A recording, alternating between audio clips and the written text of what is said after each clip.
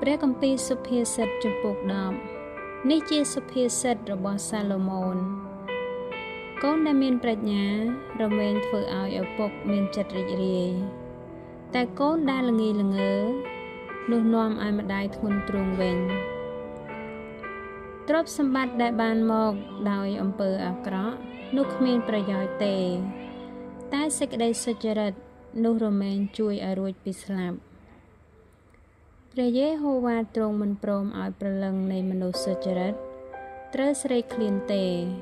តែទ្រង់ច្រានសេចក្តីលោភរបស់មនុស្សអាក្រក់ចេញអ្នកណាដែលធ្វើការដោយដៃខ្ជិលច្រអូសនោះរមែងធ្លាក់ខ្លួនជាក្រតែដៃមនុស្សដែលឧស្សាហ៍នាំឲ្យមានវិញចំណែកអ្នកណាដែលខំប្រឹងប្រមូលទុកនៅក្នុងរដូវក្តៅនោះឯងជាកូនដែលមានគំនិតតែឯអ្នកណាដែលរវល់តែដេកនៅរដូវចម្រូតវិញនោះគឺជាកូនដែលនាំឲ្យមានសេចក្តីខ្មាស់អំណោយពររមែងស្ថិតលើក្បាលនៃមនុស្សសុចរិតតែសេចក្តីច្រឡោតតែងខ្ចប់មាត់របស់មនុស្សអាក្រក់វិញសេចក្តីនឹកចាំពីមនុស្សសុចរិតនោះនាំឲ្យមានពរតែឈ្មោះរបស់មនុស្សអាក្រក់រមែងពុករលួយទៅ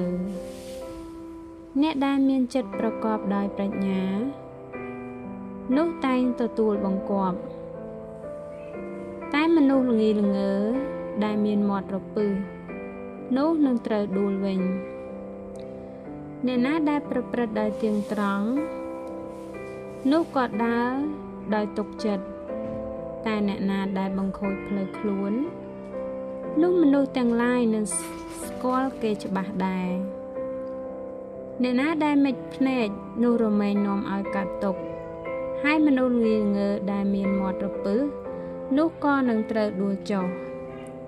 មាត់នៃមនុស្សសុចរិតជាអណ្ដូងជីវិតតែសេចក្តីច្រឡោតតែងខ្ចប់មាត់របស់មនុស្សអាក្រក់ឯសេចក្តីសំអប់នោះបណ្ដាលឲ្យកើតមានហេតុទាស់តែងគ្នាតែសេចក្តីស្រឡាញ់តែងគ្របបាំងអស់ទាំងអំពើកំហុសនៅបបោមាត់របស់មនុស្សមានយោបល់នោះឃើញមានប្រាជ្ញាតែមានរំពាត់សម្រាប់ខ្នងនៃមនុស្សណាដែលឥតមានតម្រេះវិញមនុស្សប្រាជ្ញតែងប្រមូលចំណេះទុកតែឯមាត់របស់មនុស្សងាយងើ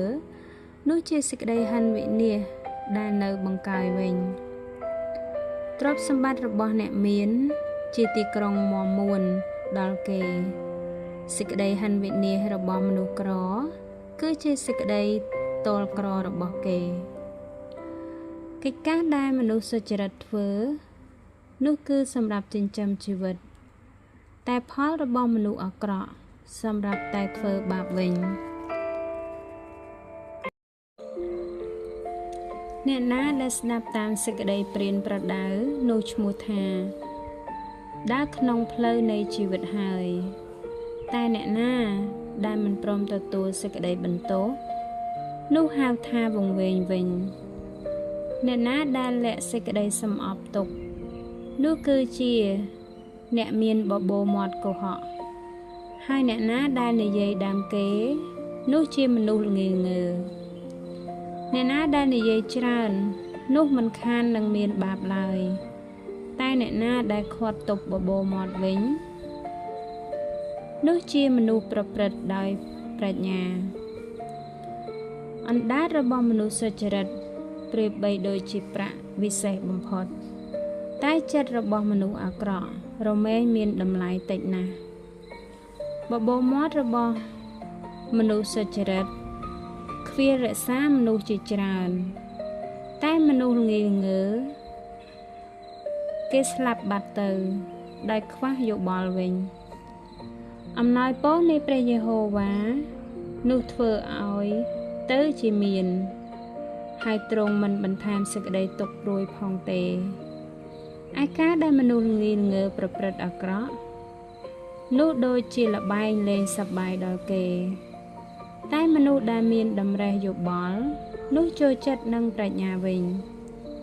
សេចក្តីដែលមនុស្សអាក្រក់ភ័យខ្លាចនោះនឹងកើតឡើងដល់គេជាពិតហើយសេចក្តីដែលមនុស្សសុចរិតប្រាថ្នាចង់បាននោះនឹងបានបើកឲ្យដែរកាលណាខ្យល់គួចហួសបាត់ទៅនោះមនុស្សអាក្រក់ឥតមានសល់ឡើយតែមនុស្សសុចរិតមានឫសដ៏ស្ថិតស្ថេរនៅអកលវិញទឹកខ្មេះដល់ធ្មេញហើយផ្សែងដល់ភ្នែកនោះជាយ៉ាងណាឯមនុស្សខ្ជិលច្រអូសក៏យ៉ាងនោះ